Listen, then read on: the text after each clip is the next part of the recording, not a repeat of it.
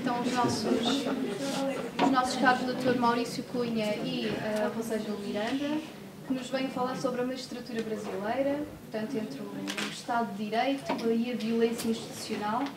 Parece que anda a correr mal lá pelo Brasil, não é? Anda a correr bem. Bem, no final a gente vai colocar que o quadro não é tão assim. Anda a correr bem, afinal. Correr bem. Muito boa tarde a todos. É uma satisfação muito grande estar aqui em Beja. Eu queria, antes de mais nada, em meu nome e em nome do professor Rosângelo, agradecer a receptividade que nós estamos tendo aqui, e especificamente à professora Marlene Mendes, também ao Hugo, que hoje nos acompanhou aí num tour turístico, né, numa visita turística, perdão, aqui à cidade de Beja, e eu e o Rosângelo já ficamos apaixonados efetivamente pela cidade, né, e hoje com certeza não será nosso nem primeiro nem último dia, nós retornaremos aqui com toda certeza, cada um com as suas respectivas esposas, né, diga-se de passagem, né, não voltaremos juntos, não, né, enfim, e o agradecimento penhorado realmente à instituição, ao Instituto Politécnico, que nos traz aqui para que nós possamos abordar um tema de extrema relevância e um tema que ganhou um pouco mais de proporção, fundamentalmente, depois do assassinato da juíza Patrícia Accioli. Eu acredito que todos os amigos devem ter acompanhado pela mídia, uma juíza de direito que no Rio de Janeiro foi assassinada com 21 tiros, praticamente a queima-roupa. Quem vos fala aqui é um juiz de direito. Eu sou juiz de direito há 14 anos. E o Dr. Rosângelo de Miranda é promotor de justiça também pelo mesmo período. Nós temos praticamente o mesmo período de exercício dos nossos cargos. Eu como juiz de direito, ele como promotor de justiça, ambos no estado de Minas Gerais.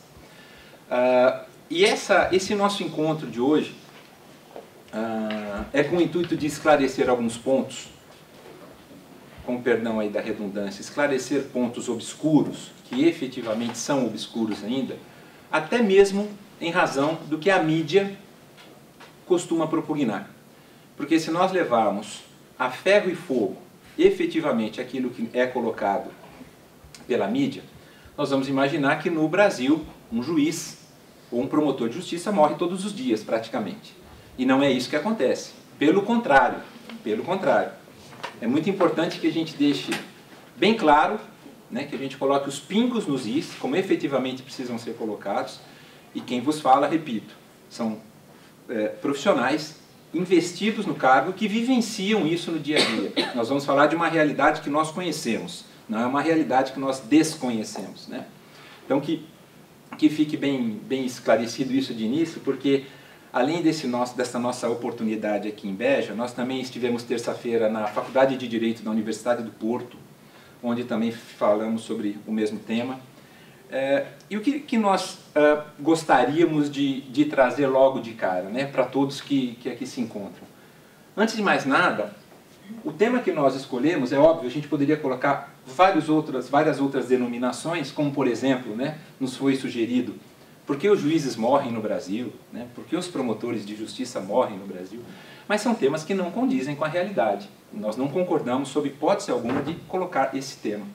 O nosso tema fica um pouco mais, digamos, polido, e ao mesmo tempo dentro do contexto de por que morrem juízes e por que morrem também promotores de justiça. O nosso tema, então, é Magistratura Brasileira e o Estado de Direito, a violência e a fragilidade institucional. Nós vamos dividir um pouco essa nossa troca de ideias, que não passará, no máximo nós devemos falar 5 ou 6 horas seguidas, não vai passar disso não, certo, senhora Marlene? Mas enfim, nós vamos, brincadeira, é óbvio, nós não vamos falar um pouco mais de 1 hora, talvez no máximo 1 hora, e nós vamos dividir um pouquinho em alguns tópicos, eu falo um pouco, o professor Rosângelo fala um pouco, e no final nós apresentamos a nossa conclusão. Todo esse nosso trabalho é feito com base em dados estatísticos, que foram trazidos pelo CNJ, pelo Conselho Nacional de Justiça, e nós também estamos trazendo os 6 casos que nós reputamos mais emblemáticos de assassinato de juízes e de promotores também no Brasil, as causas, as medidas que vêm sendo adotadas, enfim, todos vão conhecer um pouquinho dessa realidade. Queria só, antes de mais nada, perguntar, tem algum brasileiro aqui? Opa, que bom. De onde que são os amigos? Eu sou da Amazônia brasileira, de Rondônia. Oh, que ótimo, muito bom, muito prazer. E a senhora?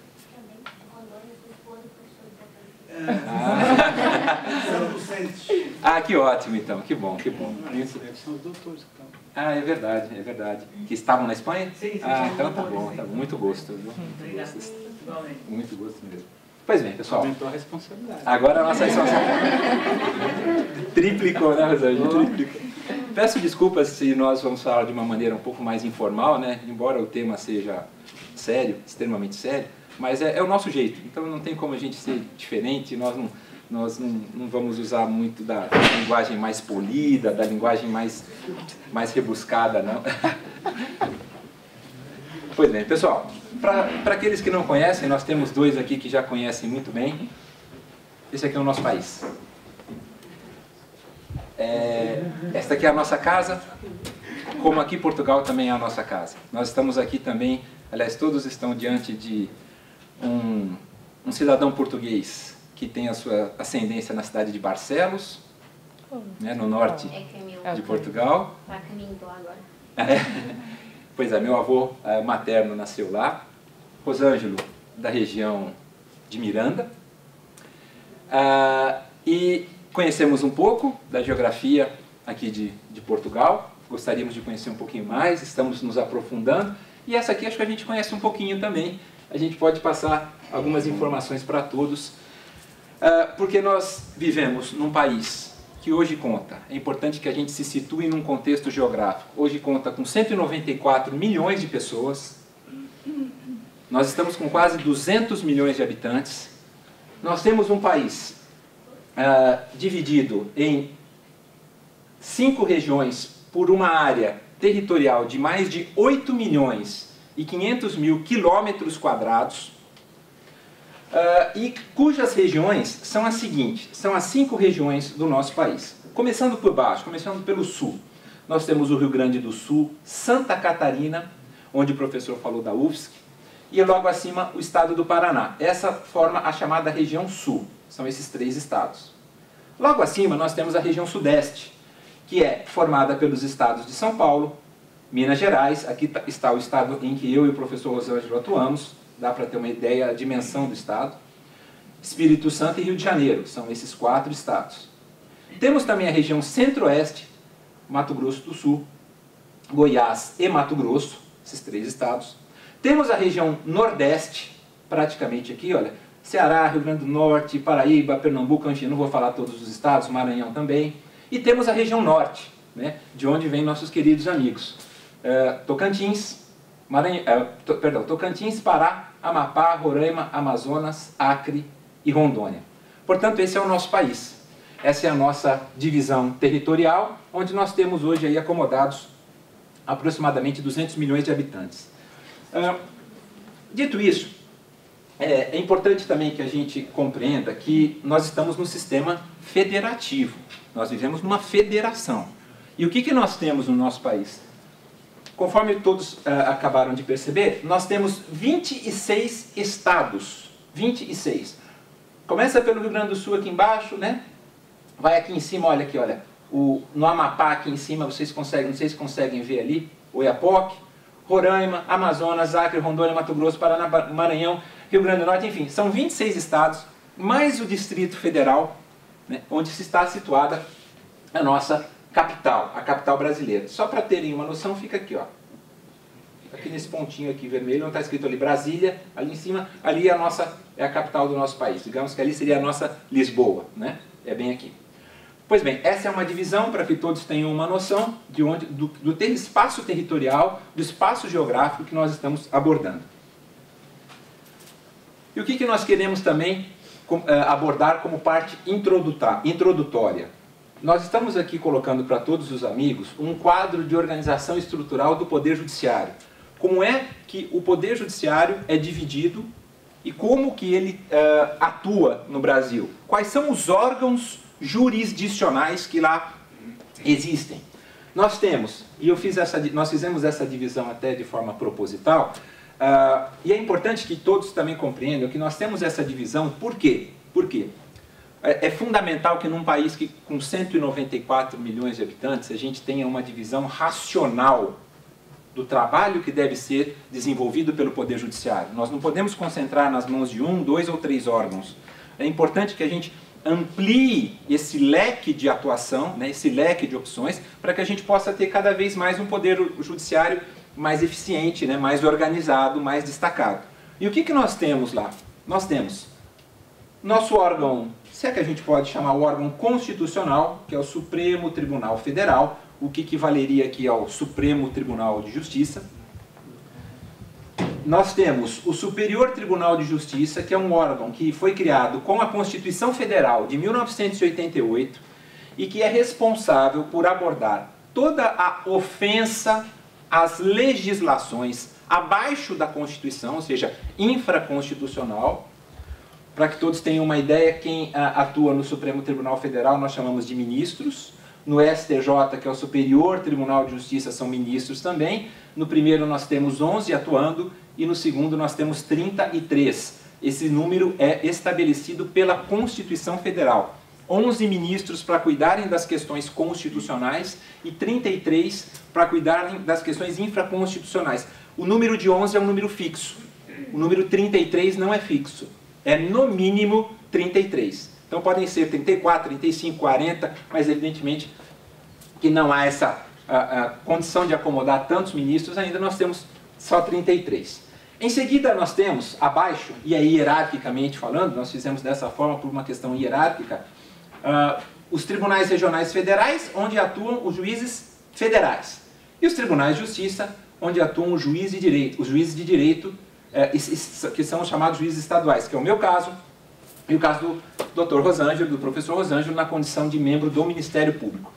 Como nós costumamos dizer, né, de uma forma bastante popular, é aqui, nos tribunais de justiça, na justiça estadual, que o bicho pega. Né? Se a gente pode usar uma expressão popular, é aqui que as coisas acontecem. Aqui mesmo que as coisas acontecem. E por que eu digo isso? Porque é uma realidade. A Justiça Federal, para que todos tenham uma noção aqui, ó, os juízes federais, eles só atuam, daqui a pouquinho a gente vai ver, nas causas que envolvam a União, o governo federal. Então, os juízes federais vão só deliberar, decidir sobre questões que envolvam o governo federal, que envolvam a União.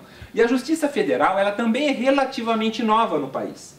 Para que todos os amigos tenham uma ideia, ela é dividida em 5 regiões no Brasil. 5. Então, a Justiça Federal tem o Tribunal Regional Federal da primeira região, da segunda região, da terceira, da quarta e da quinta. Mas essa divisão é péssima, é péssima. E essa falta de organização, né, nós esperamos, né, de organização estrutural mesmo, né, da Justiça Federal, nós esperamos que com o tempo ela venha a ser solucionada. Mas só para que vocês tenham uma ideia, olhem como é que os juízes federais são organizados no Brasil, estruturalmente. Nós temos 5 regiões, como eu disse. O Tribunal Regional Federal da quarta região compreende só 3 estados. Repetindo, o Brasil tem 26 e mais o Distrito Federal. Então, um Tribunal Regional Federal, que é o da quarta região, abrange 3 estados. Quais são os 3 estados? Os 3 do Sul. Rio Grande do Sul, Santa Catarina e Paraná. O Tribunal Regional Federal da terceira região, eu disse que são 5, não foi? Da terceira região, abrange quais estados? Só 2. Olha como a divisão é muito pequena, né? E muito mal feita. Abrange os estados de São Paulo e Mato Grosso do Sul. O Tribunal Regional Federal da primeira região abrange 13 estados. 13. Imaginem o que significa isso. Eu vou só exemplificar para todos os amigos. Comecem aqui no nosso estado, comecem em Minas Gerais e vão subindo. Vão subindo para Bahia, Sergipe, Alagoas, Pernambuco, Piauí. Esse é o Tribunal Regional Federal da primeira região, com mais de 13 estados. Isso é um absurdo. Você vê então, repetindo, né, para que todos compreendam bem. Nós temos um Tribunal Regional Federal com 3, um com 2, um com 13. É algo realmente inexplicável. O que está acontecendo então no Brasil? A Justiça Federal está sendo remodelada.